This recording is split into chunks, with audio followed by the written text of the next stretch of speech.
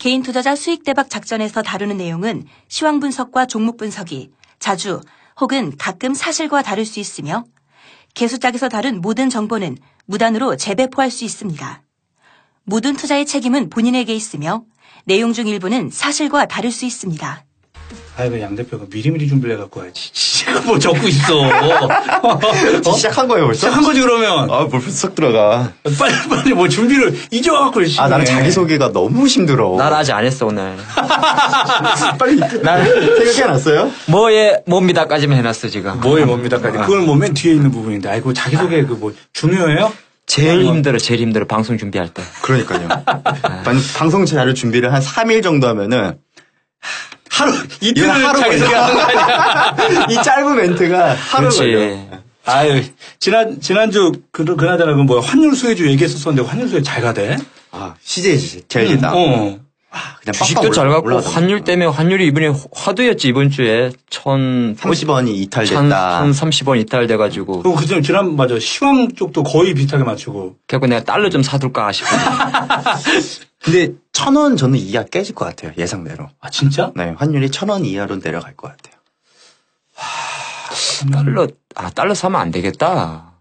근데 지금 좀 아이러니한 게, 환율이 떨어지는데 지금 유로 달러는 안 빠지고 있어요. 그럼 유로화 사놔야 되나?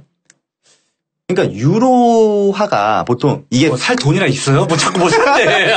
기자 관점에서 말하는 거 아니야. 근데 이게 유로랑 그 달러랑 가격 자체가 원래 유로 달러가 올라가야 되는데 유로 달러는 안 올라가고 있으니까 좀 뭔가 좀 이상한.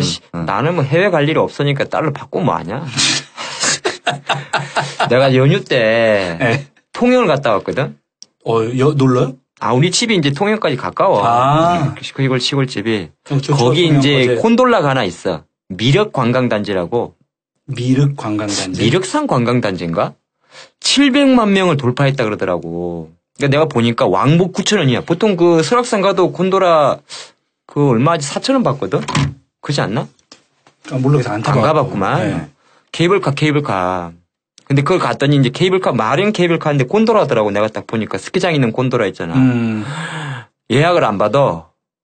진짜 1시간에 1,000명을 타거든? 와. 그렇게 많아요? 장난 아닌 거야. 줄 서갖고? 나는 결국 우리는 1시에 출발했고 한 2시, 3시쯤 도착했는데 못 타고 돌아왔거든. 예약을 안 받아주니까 멈춰버려.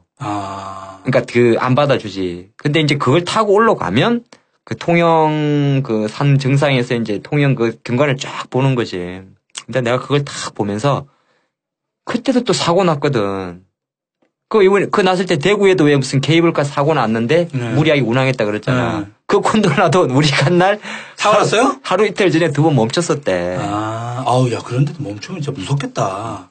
대롱대롱 매달려 있는 거지. 난 그런 거 진짜 제일 싫어. 내 케이블카 옛날에 남산에서 탄 거 말고는 안 타본 것 같은데. 저는 케이블카 자체를 타본 적이 없는 것 같아요. 딴 건 잘 타잖아. 저는 이번에 이제 휴식하면서 또 재미나다고 해야 되나? 우리 시청자분들이, 착하구나라는 생각을 하나 있어요. 왜? 방송에서 우리가 안티들 듣지 마! 이랬잖아요. 안티들이 진짜 안 들어. 이제 안티글이 없어. 쓸데없는 소리. 빨리 자기소개 빨리. 자, 볼이 빵빵한 남자, 시장을 즐기며, 즐기는. 졸라 생각했는데 뭐 아니야 보다. 즐기는 남자, 청개로 투자클럽 대표로 있는 양승모입니다. 아유, 참. 한참 준비한 게 그거구나. 네, 머리가 새서 염색약을 사놨는데. 진짜요? 그거 그냥 도벌비 한번 사봤지, 그 회사 거. 머리 흰머리가 나가지고? 예전에는 미용실에서도 해봤는데, 그냥 나는 그냥 집에서 한번 해볼까? 사놨는데, 한 달째 안 하고 있어. 왜요? 혹시 또 잘못되면 어떨까 싶어. 진짜 여기 보니까 여기 흰머리 좀 있다. 흰머리가 있더라고. 어제 미용실 원장님이 나는 몰랐는데 뒷머리에도 흰머리가 난다고 합니다. 하지만 5월의 남자 보스원 하창보입니다. 많이 늙었어. 저 연휴 동안 일을 거의 못했잖아요, 저는. 네. 왜냐하면 원래는 계속 일을 해야 되는데 연휴 동안 못한 일을 지금 어저께랑 오늘 이틀 동안 하다 보니까 진짜 이렇게 하면 진짜 졸라 바빠요. 진짜 미칠 것 같아. 하루 이틀이냐 바쁘다. 숨 쉴 틈도 없어. 영원히 불러준 사람 원체 많으니까. 네, 영원히 있는 재무 전문가. 생명 광화문지점 대표 세일즈 매니저 김대원입니다. 자, 시황 좀 보시죠. 네, 제가 아까 조금 전에 소개할 때 5월의 남자라 그랬는데 너무 빨리 말해가지고 팩트가 없었는데 5월의 남자 하창범입니다. 그걸 왜 좀 다시 하고 있어? 아니, 근데 왜 5월의 남자야? 그것만 준비해왔거든. 그 단어 하나만. 자, 코스피. 지난주, 그러니까 우리 방송을 좀 열심히 들으시면 계속 대략적인 우리 솔직히 취향 맞추는 것 좀 홀짝 게임이잖아. 두 개 중에 하나인데, 1950선에서 뱃놀이 하지 말라 한다고 했잖아. 그렇죠. 오늘 역시나 오늘 장종환 때 이제 1935포인트 찍으면서 그 뱃놀이 하다 보면 이제 노를 짓는데 노를 푹 빠뜨렸습니다. 빠뜨렸지만은 장 후방에 1950까지 좀 올렸고. 근데 글쎄 앞으로 보면 오늘 장이 이제 이번 주가 중국 때문에 그나마 좀 회복을 했습니다만은 아까 보니까 우리 끝나고 중국 증시 또 내려가는 모양새를 보니까 좀 거시기하고 외국인들 수급도 아직은 팔짱을 끼고 있습니다. 팔짱을 끼고 있다는 것이 아직 매수세가 안 들어오기 때문에 장은 오늘 그래도 약간은 단기 저점에 대한 어떤 시그널을 줬습니다만은 탄력성에 있어서는 원래 5월 되면 탱탱해야 되는데 조금 아직도 퍼져 있지 않나 그렇게 보겠고요. 종목은 보니까 내가 이렇게 말을 하니까 누가 그러더라. 멘트가 이 멘트 할 때만 방송용 멘트래. 시황이요? 시황할 때만. 이 습관인 것 같아. 어쨌든 방송할 때 맨날 늘 이렇게 시황 시황할 때 이런 그러니까 같은 말을 하더라도 그런다 합니다. 아니, 이렇게 좀 편하게 해요. 뭐. 자, 삼성전자 현대차는 보니까 매수 관점이 개인적으로 유해 보이고요. 오늘 삼성 SDS 상장 이야기 좀 나오다 보니까 벌써 이재용 부회장은 1조 번의 말이 많습니다. 하여튼 삼성전자 좀 강한 것 같고 업종별로 보면 장이 좀 거시기하니까 유틸리티는 지난주 환율 수혜주로 이야기했던 한전이나 가스공사 같은 종목들이 될 것 같고 개별주에서는 잘 들으세요. 머리가 하늘을 쳐다보고 있는 주식. 머리가 하늘을 쳐다보고 있는 주식. 잘 올라가고 있다는 네, 그렇죠. 차트가 살아있는 건데 오늘은 조금 내가 힌트를 드릴게요. 그냥 관심 종목인데 아이마켓 코리아, 한미반도체, SK, CNC, AJ 렌터카 이런 애들 머리 빳빳이 든 애들은 그래도 좀 힘이 좀 있는 것 같고요. 코스피는 별로 할 말이 없어 솔직히. 코스닥으로 좀 넘어가면 코스닥이 사실 지난주 생각할 때 코스피가 좀 쉬면 코스닥이 조금 힘을 발휘하지 않을까 싶었는데 코스피 형님이 너무 망가지는 바람에 코스닥도 오늘 좀 많이 망가졌습니다. 같이 망가졌네. 좀 더 빠진 것 같아요. 오늘 조금 안 좋았던 시로는 코스닥 지수가 545포인트. 요거 중요한 거든. 545. 요게 60일선인데 딱 만 3개월 만에 건드렸더라고요. 근데 이게 보면 기술적 분석할 때 나는 5, 20, 60만 보는데 많이 안 봐. 머리 아파고. 근데 생명이라잖아. 색깔이 안 좋아서 많이 안 보는데. 생명이 어떻게, 생명이 주식을 해? 빨파도만 딱 보는데. 그러니까는 더럽게 못 맞히지. 보는데 보니까 미국 같은 경우는 사실 기술적 분석이 기가 막히게 통하거든. 걔네들은 차트 보면 20일선, 60일선 딱 닿으면은 꼬리 달고 올라가는데 우리나라는 내가 보니까 꼭 그럴 것 같진 않아요. 그래서 결론적으로 지금 코스닥은 코스피가 빨리 만약에 1900, 7, 80으로 올라가면 괜찮은데 그게 아니면 조금 더 소외받지 않을까 그렇게 보겠고 그럼 뭘 사느냐? 코닥이도 역시나 그림을 잘 그린 애들. 여기서 그림을 잘 그린 애들이라 하면 시나리오를 잘 쓴 애들. 작가들이 많은 주식들이 보는데 역시나 머리 쳐들고 올라가는 주식인데 코스닥은 머리 쳐들더라도 머리 쳐들 때 탁 잡으면은 이 턱에 손을 다칠 수가 있으니까 걔네 고개를 살짝 숙일 때 주식용으로 조정을 볼 때 장중 조정을 볼 때 고개 숙일 때 확 걸어야 되는 그러면서 목을 낚아채는 그 스냅으로 탁 탁 사야 됩니다. 근데 그게 뭐냐고? 숟가락은 니들이 챙겨야지. 숟가락은 챙겨야죠. 저는 일단 시황을 좀 들어가기 전에 우리가 이 정도면은 좀 퍼펙트한 시황이 좀 나오지 않았나. 자랑 안 하나 했다 내가. 지난주에 너무 잘 맞췄어. 근데요. 우리 회원님들은 저랑 같이 하시는 분들은 제가 이제 시황들을 매일 이렇게 알려드리잖아요. 그러니까 이제 적중률 높으니까 이제 말하는 대로 이제 항상 흘러가는구나. 이제 이러시는데 근데 제가 말했던 전략대로 했다라면은 풋에서 한 20배. 와. 그리고 콜에서 오늘 단 하루 만에 13배. 오늘 13배 터졌어? 네. 하긴 1935 찍고 갔으니까. 그러니까 이게 엄청난 장이었다라는 거예요. 그러니까 제가 1975포인트가 붕괴됨으로써 이제 지수는 1930과 40포인트는 무조건 봐야 된다. 반드시 봐야 되는 자리다. 그래서 이 구간을 확인하게 되면은 외국인 투자자들에 의해서 좀 스프링 반등이 나올 가능성이 높다 이렇게 얘기를 해드렸는데 오늘 정확히 1934포인트를 찍었어요. 결국 밴드 내에 들어왔고 결국은 이 5장 반등을 주면서 다시 1950포인트로 올리면서 오늘 콜에서 딱 1시간 반인가요? 1시간 반 만에 콜에서 13배. 그러니까 10,000원짜리가 13만 8,000원이 됐다는 이 어메이징한 코스를 오늘 보여줬다는 거예요. 그러니까 그랬어 오늘? 네. 내가 요새 옵션을 안 하니까. 그러니까 이게 얼마나 정확했냐면요. 사실 외국인 투자들이 다시 반등을 준 거였거든요. 그 짧은 포인트 내에 이제 반등을 줬는데 지금 이 시장을 보면요. 외국인 투자들이 그 선물 누적 매수 수량이 2조 원대였다. 그래서 얘네들도 항상 그 밴드가 있다라고 했잖아요. 이제 투자할 수 있는 그런 밴드가. 근데 제가 이제 그 계산에는 그 맥스 밴드 내에 이제 들어왔기 때문에. 지가 계산. 계산된 거예요. 계산기로 한 거 아니고? 네. 그래서 지금 이게 5거래일 동안 지금 외국인들이 딱 3조 팔았어요. 5거래일 동안 선물을. 그러니까 불과 며칠 전에는 누적 매수가 2조 원을 들고 있었는데 이제는 매수가 전부 다 없어지면서 매도 1조 2천억으로 집계가 되더라고요. 그러니까 우리가 하는 그 분석만 잘 듣더라도 사실 돈이 되는 거거든요. 돈 되는 거죠. 네, 돈이 돼요. 그러니까 파생하시는 분들이 만약에 이 방송을 들었다. 이걸 가지고 있으면 최소 40배 게임이죠. 1만 원이 40만 원이 되고. 와. 그리고 이 40만 원이 다시 80만 원이 되는 이런 엄청난 정보를 우리 줬다라는 거예요. 내가 이제 뭐냐면 요새 이제 투자가가 의뢰를 했어. 의뢰를 해가지고 ETF 있잖아. 자기는 선물 옵션을 했는데 도저히 이제 프리미엄 때문에 자기는 이제 안 맞다. 그러니까 차라리 무섭죠. 종합주가지수 방향을 어느 정도 같이 대응하면 ETF 있잖아. 코덱스. 상장지수 펀드. 상장지수 펀드. 이걸 가지고 레코드를 좀 만들어 달래. 그러면 나중에 뭘 해주겠다. 그러니까 레코드라는 게 이제 보고서잖아. 네. 그래가지고 이제 오늘부터 딱 500만 원만 가지고 이제 하려고 했는데 아까 나 1935 찍을 때 딱 사볼까 했는데 근데 사봤자 15포인트잖아. 내가 계산해봤거든. 이거 조금 번외 이야기인데 그걸 가지고 투자하려니까 한 달에 한 3% 내려고 그러면 종합주가지수 70포인트를 맞춰야 되더라고.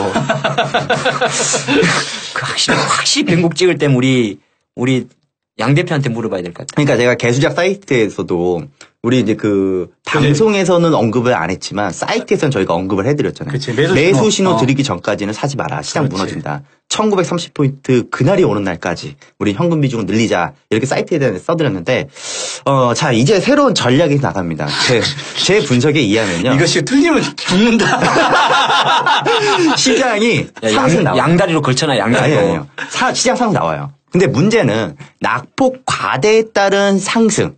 그러니까 본격적인 상승장이라고 할 수는 없거든요. 내일 금통위 금리 결정이 있어요. 그래서 금리 동결이냐 아니면 금리 인상이냐. 결국은 이 수혜주에 따라서 장이 돌변할 수가 있어요. 예를 들어서 인상이 나오면은 장기적으로는 분명히 좋아요. 그지. 근데 지금 현재 우리나라 소비 상태랑 그런 지표들을 보면요. 지금 기업들 상황이 많이 안 좋고 그리고 이제 우리 이제 주머니에서 이제 돈들이 많이 안 나오기 때문에 지금 동결 가능성이 높아요. 근데 금리 인상이 나오면은 건설주는 별로 안 좋은 흐름들이 나타날 거고.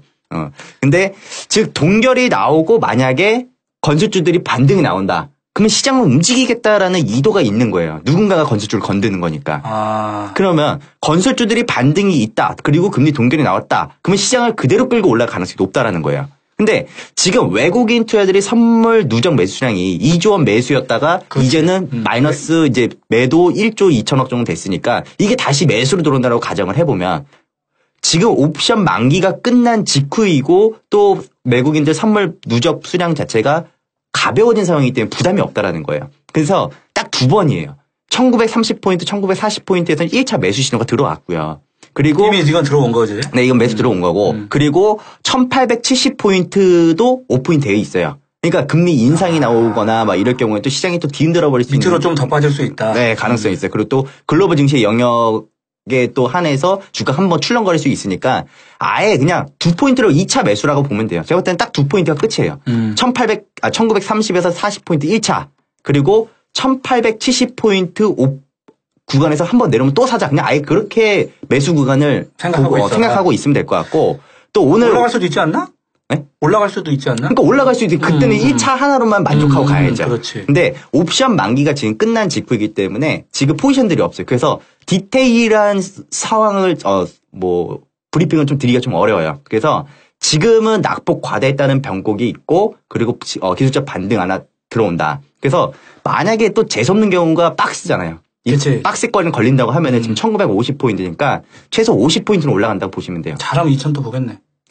그러니까 지금 1950이니까 50 플러스 하면 2000포인트 하면 안 딱 돼. 들어가는 나 아직 거예요. 안 샀어.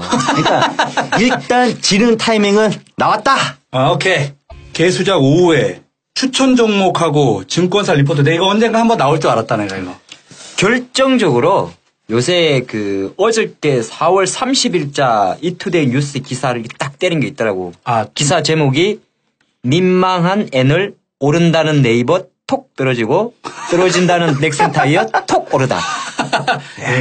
걔네들도 그러니까 신이 아닌 거야. 근데 이게 맞죠? 진짜 그랬다니까. 난 넥센타이어를 보면 아는데 일단 네이버부터 이야기하면 네. 네이버가 오늘 결과적으로 실적 발표했는데 70만 원 초입까지 떨어졌거든. 근데 네이버 이제 국내 기관들이 실제적으로 네이버에 대해서는 계속적으로 뭐 어떤 정권사는 라인이 IPO 기업 공개하면 뭐 목표가 180만 원 간다 이런 이야기도 좀 있었고 삼성증권 같은 경우는 사실 뭐 네이버의 주가를 118만 원 정도에 때렸으니까. 근데 실제적으로 이거 할 때부터 외국인들은 그렇게도 파는데도 기관들은 계속 네이버에 대해서 실제적으로 올리고 있고. 그런데 주가는 내려가고 환장하는 거지. 우리 개인들은 그렇잖아. 네이버 좋아. 라인 좋아. 카톡을 써든 말든 네이버 좋아 하니까 사는데 기관들이 다 좋다 그러니까. 이 시총 10위 안에 종목이잖아.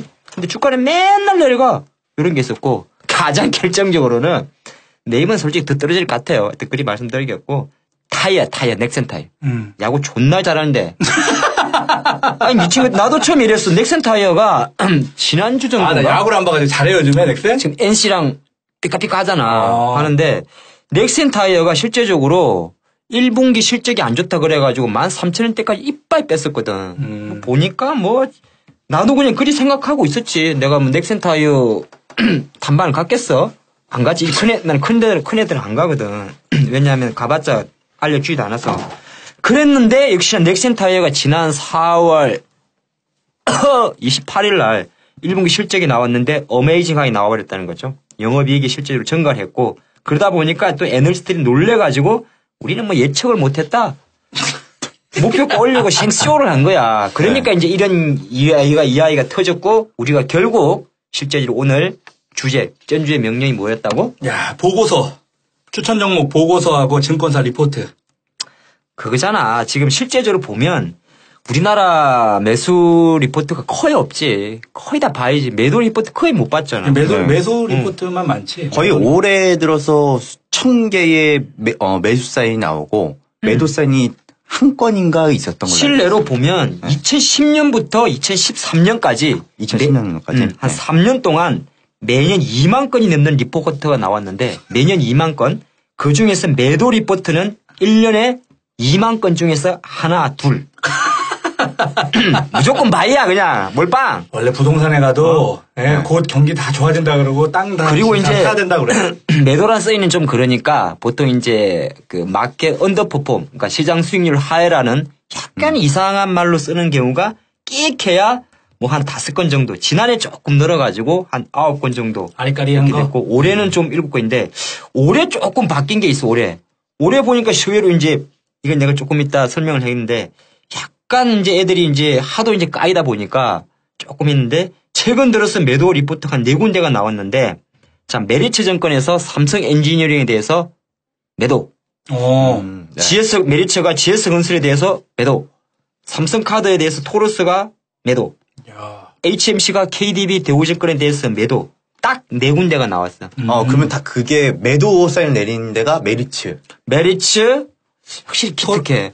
메리츠, 토르스, HMC 딱 하나 떠오르는 거 있지. 다 잔챙이 증권사들이야. 그러니까 대형사는 오히려 실제로 없다는 거지. 그리고 그러다 본데 이제 이런 게 조금 그래도 그나마 조금 주목이 됐고 올해 이제 실적 시즌이었는데 그래도 1분기에 조금 바뀐 거는 지난해 하도 기다 보니까 목표 주가를 좀 하향한 게 그래도 상향한 것보다는 조금 많더라. 상향한 게 한 82건인데 하향 낮춘 게 한 118건 정도 낮췄고. 근데 그것도 상향하는 이유도 있어요. 근데 사실 이게요. 거꾸로 보면 취들이 올려놓고 취들이 내리고 뭐 하는 짓이야. 근데 이게 있어요. 지금 증권사가 한 23개 정도가 만약에 이번에 그 올해 들어서 그 추천 리포트를 냈다고 하는데 거기에 이제 투자 유망 종목 160 종목을 선정을 한 게 있었어요. 근데 제가 이걸 분석을 해보니까 72개 종목이 마이너스. 그리고 코스피 상승률보다 더 낮은 성적을 보여주는 종목이 80개. 그러니까 거의 한 152개. 그러니까는 뭐 잘 모르는 거야. 아니고 그런 거보다는 요새 조금 이제 변화된 게 요즘엔 좀 그래도 좀 변화되고 이제 매도 리프트가 조금 나오는 이유가 요새 이제 정권가에서는 롱숏 펀드 이야기가 많이 나오고 있거든. 실제적으로 지금 롱숏 펀드 설정이 올해인가 요새 한 2조까지 크다더라고. 근데 2조가 어떤 수치냐면 솔직히 잽도 안 될 시장으로 생각하면 2조라는 규모는 근데 이게 지난해 대비 10배 증가한 거. 그만큼 롱숏 펀드가 없었다가 롱숏이란 게 그거 아니야. 많이 오른 거 팔고 싼 거 사는 거 아니야. 롱숏. 넣었다 뺐다. 길고 짧은 건데 하나증권이 요새 조금 보니까 확실히 이 김 회장님은 좀 있으신 것 같아. 곤조가. 왜요? 하나증권에서 요새 좀 매도 리포트를 좀 열심히 쏘고 있습니다. 오늘 많이 급등한 현대 미포조선 열심히 매도 의견 내서 오늘 주가 올라버렸어요. 어떡하길래요? 물어보시는 거예요? 그한테? 어떡하실 거냐고 공진장님이 물어보십니다. 물론 열심히 내려갔는데요. 오늘 5% 올랐어요. 어떡하실 거예요? 자, 하나투자증권에서 현대 미포조선에 대해서 깠습니다. 3월 18일인데 3월 18일 깠으니까 잘 깠어요. 주가 신나게 내렸다가 오늘 실적 발표 좀 올랐고요. 대우증권은 왜 이렇게 계속 까나 모르겠습니다. 대우증권도 좀 셀, LG생명과학도 셀. 여하튼 하나증권이 보니까 조금 공격적으로 총대를 메고 보통 이제 그 리포트 등급이 보면 증권사마다 좀 차별이 있는데 뭐 많이 들어봤겠지만은 하나는 그동안에 4개 레벨을 썼다고 해요. 매수, 시장 수익률 상해, 시장 수익률 하회. 4개로 좀 나눠놨다가 이번에는 이게 솔직히 그렇죠. 3단계를 줄였답니다. 4. 가만있어. 팔아. 매수, 중립, 매도. 매수, 중립, 매도. 근데 왜 이게 중요하냐 하면 그레이드가 많아질수록 솔직히 다 묻어가는 거거든. 그렇죠. 그냥 셀 바이만 하면 얼마나 쉬운데 이번 그만큼 줄였다는 것은 하나증권에는 그래도 아니지. 하나투자증권은 조금 더 액션을 줬고 또 하나가 중립하고 매도증권에 대한 비중도 40% 수준으로 관리한다는 방침을 세웠다. 그러니까 실질적으로 뭐 전체 리포트 중에 그러니까 바이만 외치는 것보다 어떻게 보면 하나투자증권이 조금 더 리스크에 대한 어떤 그 저기를 치겠다는 거지. 이게 왜냐하면 실내로 그런 거 있잖아. 뭐 국내 애널리스트들이 물론 나 지금 같이 일하시는 분들 애널리스트 출신이 많은데 세일을 못 써요. 네. 썩을 수 있겠어? 그러니까. 선생님이 기업 보고 전화해서 개 멍멍 욕을 하고 난린데. 네. 그리고 또 하나가 난 그 생각도 들었어. 자, 그 왜 우리 외국의 그 루비니 교수님? 그 맨날 내려간다고 못 치는 사람? 네. 그게 있어. 주식은 어쨌든 간에 사람들이 꼭 그런 건 아니야. 롱숏 펀드든 몬 펀드든 간에 주식은 사서 올라가는 개념이잖아. 컨셉이잖아. 그러니까 맞춰가지고, 그러니까 사라 해가지고 올라갔을 때 그 사람이 인정을 받는 거지. 내려가는 거 맞췄다고 자기는 맞췄지. 대신 그걸 투자가들은 그게 기쁘지가 않잖아. 그렇죠. 그렇기 때문에 체질적으로 사람들은 웬만하면은 이게 내려갈 것 같아도 그냥 매수로 쓸 수밖에 없는 그런 구조. 그거 하나 있고 또 하나가 사실 난 이 생각이 좀 많이 공감이 되는데 리포트가 다 공짜잖아. 그렇죠. 그게 좀 큰 것 같아. 애널리스트들이 좀 고액의 연봉을 받고는 있지만은 리포트 공짜거든. 뭐 FM 가이드 같은 경우 이제 들어가면 보지만 하루 이틀 정도만 지나면 또 다 볼 수가 있으니까. 근데 공짜다 보니까 이 애널리스트들이 사실 실제적으로 많은 업무 부하 쪽에서 리포트를 쓸 때도 몇 개 커버하는 거 제외하고 나면 오히려 그냥 속칭 즉 일부 몇 개 리포트를 보면 짜집기가 많이 들어갈 수밖에 없지 않나. 그러면은 저 몰랐는데 FM 가이드가 시간이 지나면 그 기존에 있는 것들 볼 수가 있어요? 그게 아니라 네. 거기다 세작을 씹어가지고 뭘 심어요? 거기 왜 이래 FM 가이드 나 잡혀갖고 아이디 하나 해가지고 보잖아. 빼가지고 왜 그래? 아니 저는 어디서 개수작이야? 다 돈 내고 보거든요. 궁금하면 돈 내고 봐야 되는 그래 거야. 돈 내고 보는데 그런 게 있었어? 이게 당연히 돈 내고 봐야 되는데 그리고 때문에 배가 실내로 조금 시차가 있어서 그렇지. 요새 그 디모 증권사 HTS에는 그 투자 의견이라는 게 있어가지고 FM가에서 나왔던 리포트가 쫙 붙어 있어. 그러니까 저는 이제 그 증권사 이제 리포트뿐만 아니라 여러 가지 통계 이런 이제 뭐 여러 가지 이제 정보들 그 정보지들만 제가 자료 취합하는 데만 거의 월 한 4,500 정도 나가거든요. 근데 이거는 좀 정보질 자체가 좀 틀리긴 하죠. 근데 내가 이거 들어보니까 애널리스트들도 만만치가 않겠네. 생각해봐. 내가 가지고 있는 주식을 매도하래. 그 리포트를 썼어. 내 입장에서는 진짜 족같은 거잖아. 그리고 또 그것도 있어. 우리가 이제 조금 뭐 깔려고 나왔지만은 실제로 그것도 있어. 기업이란 게 계속 기업을 좀 기준으로 하잖아. 좀 잘 가다 좀 안 될 수도 있는 거 아니야. 그렇죠. 좀 안 될 수도 있는데 또 거꾸로 좀 잘 안 됐는데 이상한 테마가 붙어가 주가 급등할 수도 있잖아. 그렇죠. 그런 경우가 있었는데 이상한 뭐 3D 테마가 붙어가 주가 갑자기 따블이 나버렸어. 그러면 애널리스트 뭐라고 근데 그게 알아요? 내가 목표 주가 상향. 근데 그거는 좀 오바야. 네. 그건 오바인데 실제적으로 계속 묻혀가는 거야. 그건 오바인데 뭐 예를 들어서 거기 상태에서 여기서 이 기업은 지금 갑자기 테마가 붙어가지고 주가가 많이 올랐으니까 그렇지. 뭐 기존에 제가 목표 주가가 원래 10,000원이었는데 지금 20,000원 하는 주가 뭐 다시 10,000원으로 둡니다. 그러지를 못하는 그런 것도 좀 있지. 근데 실제로 이게 막 전화해서 막 욕하고 막 협박하고 이런 사람도 있겠다. 하지. 많이 하죠. 이게 어떻게 보면은 이제 그 죄 없는 이제 그 IR 담당자 있잖아요. 그 기업들에 어떤 주가가 빠지면 야, 왜 빠져 이거? 너네 관리 안 해? 그냥 그런 식으로 전화도 많이 하고. 애널이 갑이 아니야. 어리야. 그러네. 참 이분들도 갑은 우리야. 우리 오늘 까긴 근데 그런 건 있죠. 왜냐면은 사실 이제 그 시가총액 1인 회사가 삼성전자 있죠. 그리고 시가총액 꼴찌가 아라운테크. 꼴찌도 있어? 꼴찌가 아라운테크야? 네. 나 오늘 꼴찌는 처음. 나 꼴찌는 안 봐가지고. 미안해, 아라운. 이게 그 탐방을 가고 싶어도요. 개인 투자들은 오지 마. 찬밥 심세가 많이 돼요. 그럼. 내가 가고 싶어도 그 기업에 대한 탐방을 허락을 안 해주는 거예요. 그러니까 돈 안 되는 사람들 괜히 붙잡고 이것저것 설명해 줘 봐야 회사는 득이 안 된다 이거고. 그리고 그 사람들을 대상으로 사실 신경 쓸 필요도 없다 이거거든요. 그렇지. 근데 그래서 결국 기관 투자자들이 작성한 이제 종목 리포트라든지 이런 걸 보고 좀 대리 만족을 많이 느껴요. 근데 보통 이런 증권사 리포트를 작성하는 이유가 여기에 보면 명분들을 많이 제시를 하더라고요. 근데 이거 보통 우리가 사라, 팔아라 이렇게 결정할 수 있도록 뭐 매수의 이견이면 뭐 좋은 이야기만 나오겠죠, 당연히. 그리고 매도 이견이면 나쁜 이야기만 나와요. 그러니까 역시 이런 건 있을 것 같아요. 방향성을 확실하게 심어주는 게 증권사 리포트인데 결국에는 개인 투자들은 이제 직접 탐방도 가보지도 못하고 또 시간 대비 그렇게 투자 소요율이 많이 안 나오니까 그런 부분들도 체크 안 하는 경우도 있어요. 그러면은 여기서 여러 가지 이제 증권사 리포트 안에 있는 부분들을 애널리스트가 어떻게 판단을 하냐면요.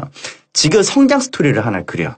이 기업이 뜰 거냐. 그러면 이 종목이 올라갈 것 같다. 매수 의견을 내놓으면은 성장에 따른 어떤 모멘텀이 있다라든지 아니면 대부분 이제 최신의 직간접적인 사실을 통해서 기대감을 가지게 많이 만들어 놓죠. 그림을 그려야 돼, 그림을. 네, 그림을 그려놔야 돼요. 모든 주가가 그냥 가만히 순탄하게 올라가는 게 아니거든요.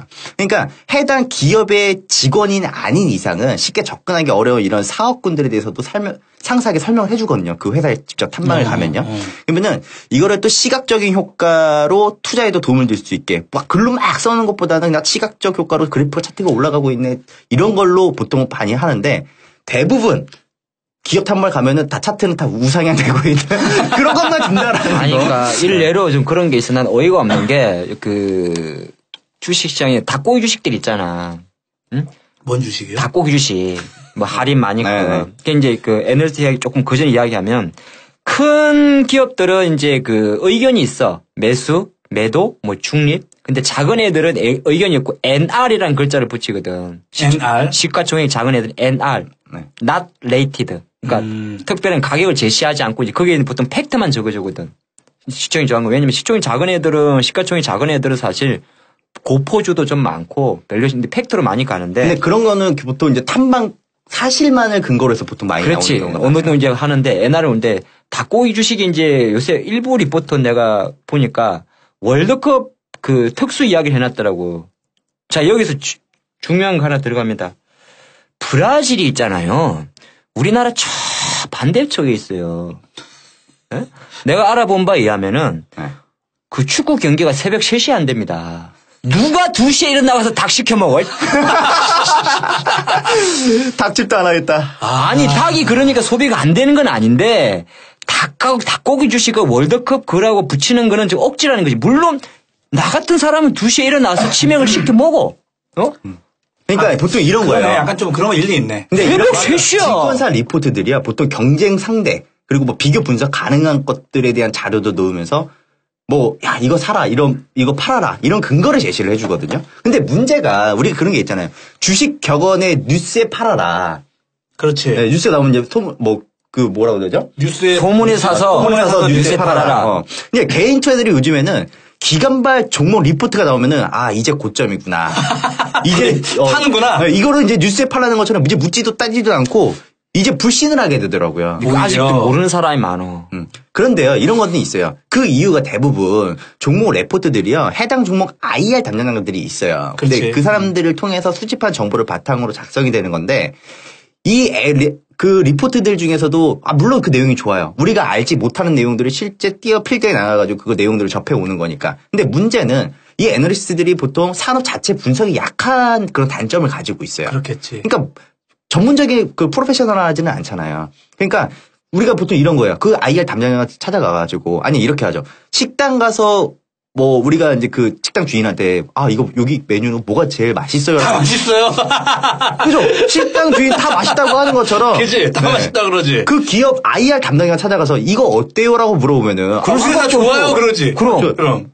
똑같다라는 거예요. 결국 IR 담당자를 통해서 수집한 정보를 바탕으로 작성이 된다라는 것이고. IR이 사장이 족같아서 그건 망할 것 같은데 이런 경우는 없는 거지. 당연히 IR 담당자는 최대한 포장을 해야지. 그러니까 그냥 보통 이런 거 있어요. 실적 조금 안 나올 것 같은데요. 곧 회복합니다. 막 이런 건 할 수는 있어요. 그렇게도 저도 많이 듣긴 하거든요. 근데 이런 산업적인 자체 분석 자체가 약할 수밖에 없고, 근데 지금까지 대부분 레포트들을 보면은 보유 아니면은 매수가를 상향한다든지 매도 의견을 내거나 또 긍정보다는 또 부정적인 내용을 잘 이야기를 하지 않으니까 오히려 불신이 좀 퍼지는 게 그런 아닌가. 게 있는 것 같아. 못 믿는 거지 오히려 더. 네. 아니, 그러니까 이제 나는 이제 그런 거 난 하루에 리포트를 좀 많이 보는데 그걸 두 가지를 체크하거든. 하나는 어떤 그 기업에 대해서 이 기관과 이 애널리스트가 일관성을 보이느냐 그걸 봐요. 그러니까 보통 큰 회사 같은 경우는 A 증권사, A 애널리스트가 그걸 커버리지를 한다 그러거든. 꾸준히 몇 년치 모아간다고. 근데 그 친구 그걸 몇 개를 탁탁탁 분리해보면 회사가 같이 성장하는 거하고 투자 의견이 같이 변하는 게 있고 지조가 없는 애들이 있어. 그렇지. 그런 애들은 걔는 빼. 걔는 빼고 이제 이런 큰 주식이고 또 거꾸로 어떤 기업의 주가는 자꾸 내려가고 기관들은 열심히 팔고 있는데 매수 리포트만 계속 쏟아지는 애들이 있어. 그 애들 이름을 다 적어놔. 근데요. 떠는 새끼 일로 와. 이름 다 적어. 이게 왜 불신이 또 커졌냐면요. 그동안에 이제 기관 투자자들이 종목 리포트를 이제 통해서 추천주를 이제 얘네들이 선정을 할 경우가 있어요. 그러면은 작두 탄 것처럼 그 종목들이 가격이 거의 다 대부분 고점이야? 네, 고점이었거든요. 야. 근데 이거를 생각을 재밌다, 해보면은 그거. 불특정 개인 투자자들이 다수에게 추가 상승에 대한 기대감을 만들어주는 레포트를 내놔요. 그리고 나서 그들이 보유하고 있는 주식을 내다 파니까. 그러니까 이게 쉽게 얘기해서 우리 투자증권에서 매수 리포트가 나왔다. 그런데 그 우리 투자 그러니까 창구가 다 있잖아요. 종목도 어디서 누가 뭐 사고 하면은 자기가 트레이드하는 그런 증권사가 다 뜨는데 그 창구에서 이게 개인이라고 볼 수 없는 물량들이 쏟아져 나오니까 야 지네들은 사나오라고 해놓고서 왜 지네들은 왜 팔고 있냐. 뭐 그런 것도 있고. 그러니까는 언행 일치가 안 되는 거지. 네. 근데 사실 이제 그런 거지. 애널리스트가 리포트를 쓰는 주 고객층은 누구? 개인이죠. 개인 아니야. 기관 법인 영업하라고 쓰는 거거든. 원래는. 그러니까 애널리스트들은 사실 법인 영업하는 사람들이 기관 자금들 세일 잘하고 이제 뭘 들고 와야 될 거 아니야. 그래서 보통 글이 쓰는 건데 요새는 이제 그 스몰캡들은 좀 다르지. 이제 스몰캡이라고 해서 이제 한 최근 3, 4년 정도 많이 좀 활성화됐는데 이 스몰캡 애널리스트들은 정말 박지성이야. 네? 박지성이라고. 그러니까 박지성이 참 우리나라 대표적인 축구 선수잖아. 네. 다 뛰어다니잖아. 네. 종횡무진. 어디든지. 그런데 그게 박지성이는 허파가 심장이 2개니까 가능한데 내가 하고 싶은 이야기는 섹트 애널리스트는 그래도 그 어떤 그 자동차면 자동차, 조선이면 조선, 자기 전문적인 전문성이 있는데 솔직히 스몰캡 애널리스트는 자기들 일부는 인정을 해. 다 다 몰라. 그러다 보니까 그냥 듣고 해서 물론 나름대로 분석은 다 하죠. 하지만은 그러다 보니까 어떤 목표 주가도 좀 그 섹터보다 높게 올립니다. 그거 좀 체크하셔야 되니까. 스몰캡 그 리포터들이 만약에 목표 주가가 높게 나와. 다른 것보다. 왜? 법인 세일즈 해야 되는데 지금 목표 주가 20%입니다. 10,000원 하는데 12,000원 갑니다. 12개월 동안. 누가 사냐고. 2만 원 갑니다. 뻥 때리거든. 그래서 내가 하고 싶은 이제 나는 이야기를 해주는 거죠. 스몰캡 리포트에서 실제적으로 목표가가 어느 정도 나오면 거기서 한 40%는 깔아. 40% 정도 까고 봐라. 까고 그냥 봐라. 까고 생각해라. 우리가 뭐 목표가대로 주가 가지는 않지만은 이 주식 따블 납니다. 그러면은 그래 닌 따블 먹어라. 나는 밥만 먹을게.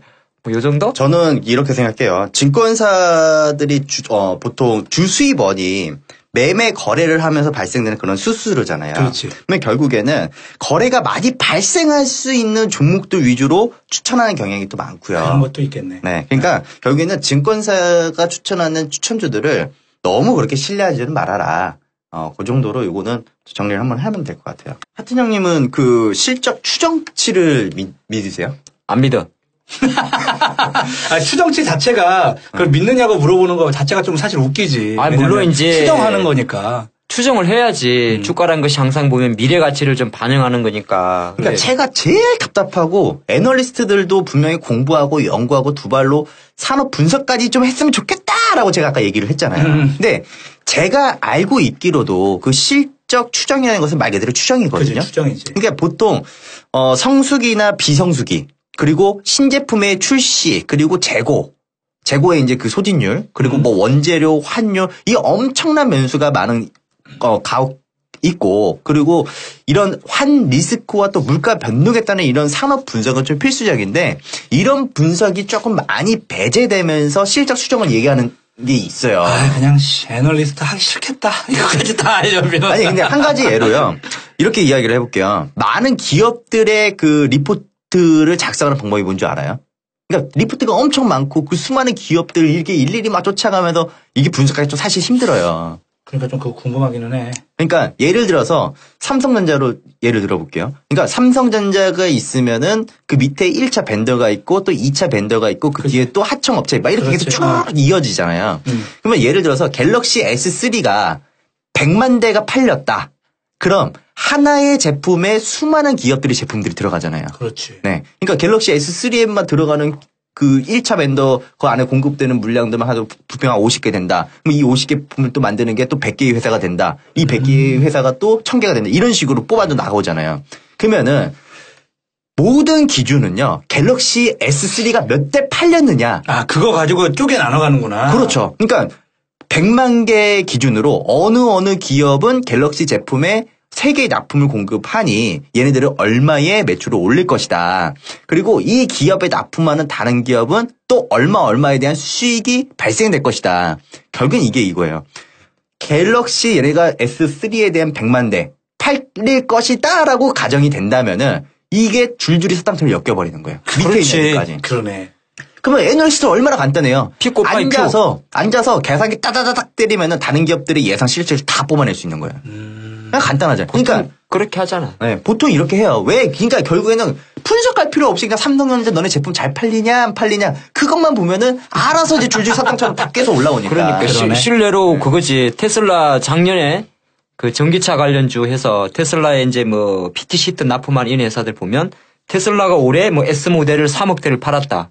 그럼 3억 대 하나에 대당 우리가 뭐 모터 하나 들어간다. 얼마 정도 단가가 들어간다. 얼마다. 그렇지. 근데 올해 2014년에는 5억 대 판다더라. 그러면 곱하기 하면 되는 거예요. 그러네. 그러니까 실제 올해 뭐 1,000억이었으니까 여기다 이렇게 되니까 이렇게 간다. 그런 구조거든. 맞아요. 그리고 그 기업들 보고서 같은 거, 기업 보고서나 분기 보고서 이런 사업 보고서 이런 걸 보면요. 마진율들이 다 있어요. 이 기업이 이거를 얘가 100원에 공급하면 얘가 얼마에 떨어진다. 이런 부분들이 이게 원래 그 비밀 이게 뭐라고 해야 되죠?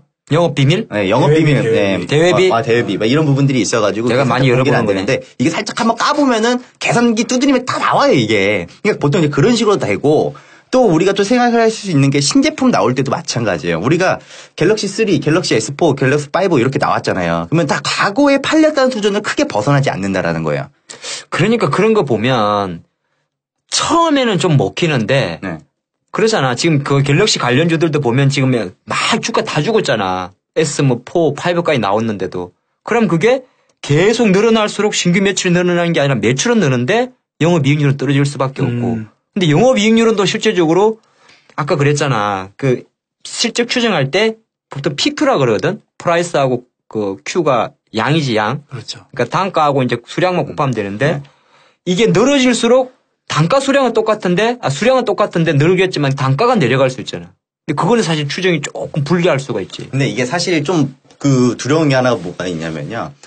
그 뭐 예를 들어서 대기업에서 이렇게 하나를 뭐 예를 들어서 초기에 제품이 많이 나갈 것 같다 이런 예상을 하잖아요. 그러면 초도 생산 물량들을 뽑아내잖아요. 근데 이걸 다 뽑아냈어요. 근데 뽑다가 보니까 하청업체 야 너네가 그 캐파가 그 공장에 돌릴 수 있는 캐파가 1,000억짜리밖에 안 돼요. 근데 야 우리는 이제 한 2,000억 3,000억 캐파가 필요할 것 같은데 라고 하면은 그 공장의 입장에서는 하청업체들은 어떻게 해야 돼요? 공장을 증설해야 되는 거예요. 바로 안 나오지. 바로는 안 나오죠. 그러니까 2배, 3배 이상을 이렇게 뻥튀기하면서 공장 사이즈를 크게 해야 그 걔네들이 물량들을 다 소화를 시킬 수가 있으니까. 결국엔 이렇게 많이 하면서 초도 생산 물량들을 많이 찍어내는데 근데 그 이후에 만약에 제품이 잘 안 팔린다. 그런 게 있지. 분명히 있죠. 그러면은 그 기준 판매 대수를 깔고 가서 예상한 실적 추정치는 전부 다 줄줄이 다 틀리는 거지. 쫙 틀려 나가는 거예요. 수가 없는 거야. 그러니까 제가 말한 산업적인 부분들이 무슨 이야기냐면요. 예를 들어서 우리나라는 지금 통신사에서 지원금들이 나오잖아요. 그치. 다른 나라에는 이 통신사 지원금이라는 게 없어요. 보조금이라는 게 없어요. 우리나라 개떡 같은. 네, 우리나라만 그 돈을 이렇게 나눠서 사는 거예요. 근데 보통 우리가 기본적으로 핸드폰 지금 방송 듣는 사람들 마찬가지일 거예요. 2년 묶어요, 2년. 그렇지. 기본 2년이거든요. 그러면 아이폰 유저들은 보통 다시 아이폰을 다시 사게 되고요. 그렇지. 또 갤럭시 유저들은 또 다시 갤럭시를 또 이용을 한단 말이에요. 그럼 이 사이클은 결국에는 새로운 모델이 나온다고 하더라도 지금 다 자기들이 선호하는 모델로 가게 돼 있다라는 거예요. 새로운 모델, 막 갤럭시 3가 왔다 그러면 난 4로 가고 5로 가고 이렇게 갈 수밖에 없다는 거거든요. 근데 보통 모든 기업들, LG나 삼성전자나 마찬가지로 보통 1년 주기로 신제품들이 나와요. 중간중간에 뭐 플러스 막 이런 식으로 해서 뭐 하나씩 기어 나오고 막 기어 나오고 막 노트 나오고 막 이러잖아요. 근데 만약에 갤럭시 S3가 3년 전에 나왔다고 가정을 하고요. 갤럭시 S4가 2년 전에 나왔다 가정을 하면은 갤럭시 3 산 사람들은 결국에 4 건너뛰고 5로 가지. 그렇죠. 그렇지. 2년이니까. 그렇게 되지. 그러니까 이 사이클이에요. 그냥 모진금으로 묶여뒀으니 결국엔 생돈 나가는 돈들이 생겨버리는 꼴이니까 S5 나올 때 바꿀 가능성이 높다라는 거예요. 야, 이거 일리 있다. 네. 4가 진짜 안 팔렸거든요. 네. 근데 S3가 많이 팔렸었거든요. 그러니까 S4로 많이 안 갔고 이 유저들이 이제 S5가 지금 이번에 많이 물량 팔리고 있잖아요. 야, 네. 그거 좀 많이 팔릴 그러니까 가능성이 S5 있겠네. 쪽으로 지금 사는 쪽이 더 많이 잘 팔리고 있다라는 거예요. 그러니까 이런 산업적인 분석도 좀 같이 나오면 좋은데 이상하다. 내가 4년째 핸드폰을 안 바꾸고 있는데 누가 그리 사지? 좀 바꿔요. 젊은 사람들은 바꿉니다. 그러니까 그냥 우리가 이렇게 보면 돼요. 이런 우리가 산업적인 분석도 이렇게 같이 나오면서 또 이렇게 좀 유추해가면서 또 다른 발상을 좀 하면 좋은데 오로지 잘 알려진 기업들 또 그 기업군들 위주로 리포트가 이제 그 펼쳐서 나오니 사실 이런 실적 추정에 대한 이런 알고리즘 이런 성장성이 좀 어떻게 보면 정체된 기업들이 아니라 매년 영업이익률이 뭐 10%든 20%든 30%든 이렇게 계속 성장성을 보여주고 이 성장성은 결국에는 이 시장 자체가 포화 상태가 아니라면은 이거를 그냥 그러니까 이거죠. 시장의 상태가 포화 상태냐 아니냐를 좀 따질 필요성이 좀 있다라고 보는 거죠. 그러니까 예를 들어서 우리가 이제 영업이익률이 계속 정체가 돼 있어요. 10% 10% 10% 이렇게. 침 삼키면서 말해. 진짜 입을 그냥 침 튀기면서 그냥. 그러니까 10% 10% 10%라고 만약 하게 되면은 이 기업은 매출 정체돼 있고 10%씩 정체 나오고 있으면은 이거 회사는 괜찮죠. 꾸준하게 10%씩 나와주는 회사는 안정적이죠. 그런데 이런 기업 같은 경우에는 대부분 시장 상태가 포화 상태일 경우가 있어요. 예를 들어서 그 예전에 마이크로소프트와 그다음에 애플 얘네들이 원래 배당금은 안 줬어요. 배당금은 안 줬는데 요새 많이 주잖아. 요즘에 많이 주는 게 있어요. 그 이유가 뭔지 알아요? 성장성이 있는데 이거를 뭐하러 투자자를 돌려주느냐. 예를 들어서 지금 시장에 많이 퍼져 있고 컴퓨터 다 퍼져 있기 때문에 이제 퍼질 만큼 다 퍼졌고 이제 포화 상태구나. 그러면 이제는 투자자한테 돌려줘야지. 이런 식에 대한 발상이 들어가는 거니까 만약에 상장된 이후에 또 이거는 뭐 요 내용은 좀 아니지만 그냥 성장성, 영업에 대한 이익에 대한 성장성 자체가 계속 꾸준하게 성장되는 기업이냐 아니냐. 포화 상태냐. 네, 그런 아니냐. 거를 또 산업적인 부분들을 좀 같이 포괄적으로 우리가 해석할 필요는 있지 않을까. 그렇게 보는 거죠. 자. 내 핸드폰이 2010년 8월 23일 모델이네. 죄송합니다. 지금 스마트폰 관련주 안 가는 거 다 제 탓입니다. 죄송합니다. 바꿔.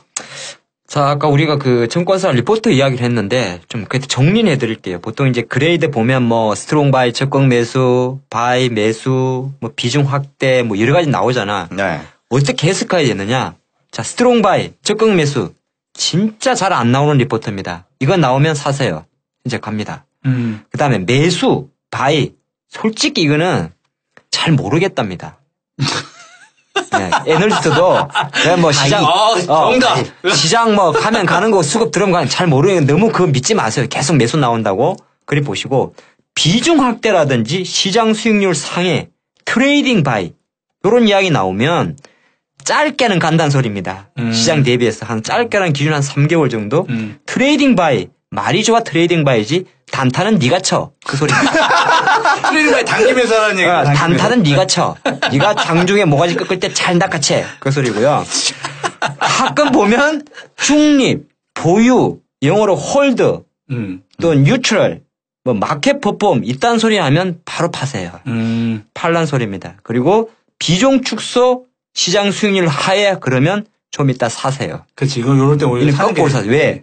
오늘 현대 미포 조선 짱 납니다. 신나게 내려가다가 팍 뜨니까 혹시라도 비중 축소나 시장 수익률 사이 어차피 2만 건 중에 3, 4개밖에 안 나오니까 나오면 없네. 잘 보다가 차트가 완전 꺾였다 싶을 때 오히려 역발상으로 분할 매수하면 수익이 날 수도 있다. 오히려. 그렇죠. 오히려 근데 매도 리포트가 나오면은 또 소극적인 투자자들이 물량들을 던져버리죠. 어차피 매도가 2만 개 중에 3, 4개니까 잘 안 나오니까 요즘은 좀 늘었다며 그래도. 그래도 많이 안 나오니까 정리됐죠? 여기까지.